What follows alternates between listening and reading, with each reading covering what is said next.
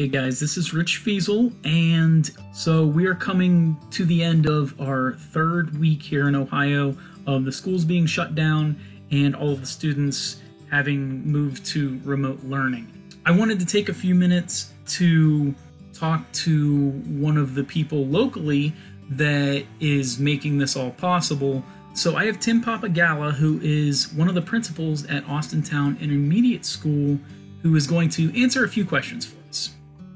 So Tim, thank you so much for coming and talking to us. And I know you're super busy right now, so it is very much appreciated. So I know a normal day at the school for you, you're usually very interactive with the students. What are some ways that you've tried to keep that sense of community, even though you haven't been able to actually be face-to-face with them? Right. It's been kind of tough, but every Monday I'm out at the lunch breakfast pickup line, and there are a lot of kids that are in the cars, and trying to just give a little wave and say hello to the children and smile is one way. I'm also making those videos, trying to make some fun videos for the kids to kind of interact with, trying to guess how many ties I have. And there's going to be another video popping up here soon. And I think a lot of the teachers are getting on board and, trying to interact with the kids with the videos and stuff like that. Also, I've been making a lot of phone calls at home, making sure kids are doing okay and if there's any issues. And I've been on the phone a lot last couple of days checking in because, the parents are trying to figure it out as teachers and administrators are. So we're all in the same boat here, and I think we're doing pretty well so far. So what does a day in the life of a school principal look like now with a stay-at-home order in place? Yeah, I feel like I'm a telemarketer now because I've been on the phone nonstop the last couple of days from 8 o'clock in the morning till 4:30, 5 o'clock at night. Checking in on teachers, checking on with the parents. We have a lot of meetings. We're trying to prepare for the next round of work for the students. And all administrators were doing Google Classroom Meets, or we actually been utilizing a program called Zoom Meet. And I was just on a meeting this afternoon, and it was an hour long, and we're just preparing for what's to come. And we're actually starting to talk about next year and checking in on the building. And I drive by the playground every now and then to make sure there's no kids out there, because that seems to be an issue, because we're trying to limit the amount of interaction between students and people. And the playground's a hot zone right now. And with the weather breaking, we have it taped off, but some people don't like to follow the rules. And we're just looking out for their safety. That's all. We've been doing this almost 3 weeks now. What tips do you have for parents who may be struggling to get their children to focus on their schoolwork in an environment that is not the norm? Right. I'm in the same boat as well. I have 2 children that are going through this, along with a lot of other parents. The key is you got to make what works for you and your family, yourself. My good idea would be break it into chunks. Do a little bit of work, take a break, have a little breakfast, do some more work, take another break, go outside, get some fresh air. But you gotta create it so it's good for you and your child.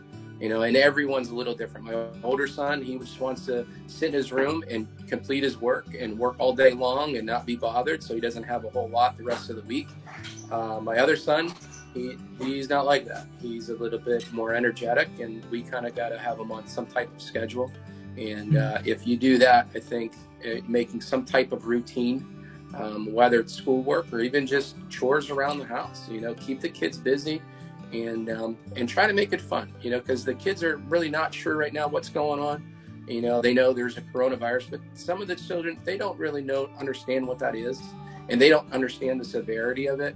My older son, he's a social butterfly. He likes talking to his buddies and seeing all his friends, and to tell him he can't do that, it really hurts him, and he's like, oh, we'll be okay. But that's how this gets spread. If we're like, oh, okay, you can go hang out with your friends a little bit, and one thing leads to another, and that's how this virus is spread around. So we're trying to follow what Governor DeWine is trying to tell us by trying to social distance.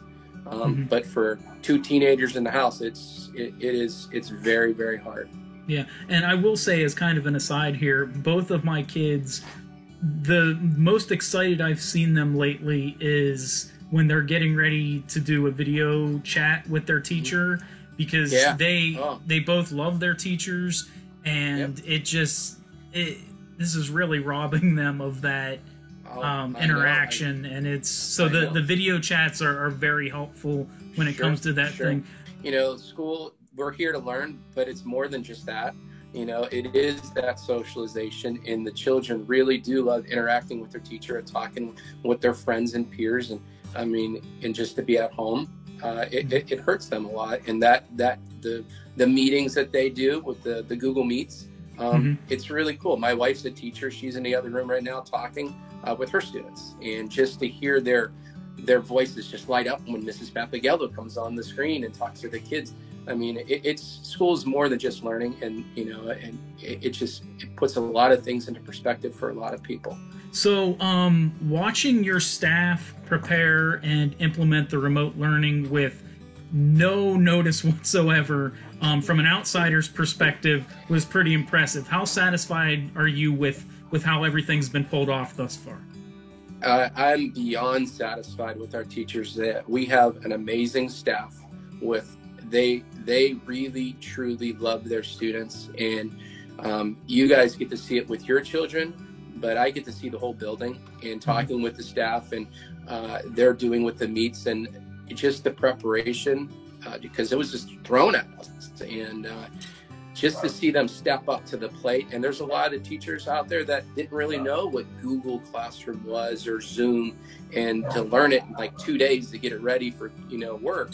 You know, I'm thoroughly impressed, and it just speaks volumes for our teachers. What would you like to say to all of your students who are watching this video? Well, we want to be back in school too.